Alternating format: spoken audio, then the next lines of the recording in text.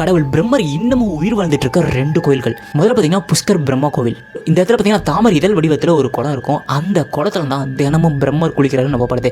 அந்த குளத்துல இரவு நேரத்தில் அப்படியே பளிச்சுன்னு ஒரு மனிதர், ரொம்ப உயரமான ஒரு மனிதர் அந்த குளத்துல இறங்குறத பலர் மக்கள் பார்த்துருக்காங்க. அதே டைம்ல தான் அந்த கோயிலுக்கு மேலே சில பறவைகள் உட்காந்து வினோதமான ஒளிகளை எழுப்புதாமா. மிகப்பெரிய ஒரு மித்துப்படி இந்த குளத்தோட அடியில தான் பிரம்மர் இன்னமும் தவம் பண்ணிட்டு இருக்காராமா.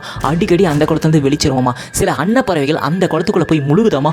முழுகிற அன்னப்பறவை எதுவுமே வெளியிலேயே வரது இல்லையம்மா. இந்த இடத்துல தான் பிரம்மர் இருக்காரு. அவர் உருவாக்கிய ஒரு 4 மலைகளும் இந்த குளத்தை சுற்றி தான் இருக்கு. ரத்னகிரி, நீலகிரி, சன்சூரா, சூரியகிரின்னு சொல்லிட்டு 4 மலைகள் இந்த ஒரு குளத்தை சுற்றி அவரால் உருவாக்கப்பட்ட மலைகளாக இருக்கு. ரெண்டாவது பார்த்தீங்கன்னா பிரம்மபுரீஸ்வரர் கோவில், திருப்பத்தூர். பிரம்மர் இன்ன வரைக்கும் வசிச்சுட்டு வர இடமாவும் பிரம்மர் வந்த முதல் இடமாவும் தான் இந்த பிரம்மபுரீஸ்வரர் கோயில் இருக்கு. அது மட்டும் இல்லாமல் பிரம்மரும் சிவனும் சந்திச்ச ஒரு இடமா தான் இந்த பிரம்மபுரீஸ்வரர் கோவில் இருக்கு. பிரம்மர் கிட்ட இருந்து படைக்கும் தொழில சிவன் பிடிங்கிடுவாரு. அதுக்கப்புறமா சிவன் ரொம்பவே கஷ்டப்பட்டு பல இடங்களில் தவம் பண்ணுவார். அப்படி அவர் கடைசியாக தவம் பண்ண ஒரு இடம் தான் இந்த பிரம்மபுரீஸ்வரர் கோவில். அதனால தான் சிவனும் பிரம்மரும் சந்திச்ச ஒரு இடமா இந்த இடம் இருக்கு. இந்த இடத்துக்கு வந்துட்டு போற எல்லாரோட தலையெழுத்தும் மாறுதாமா.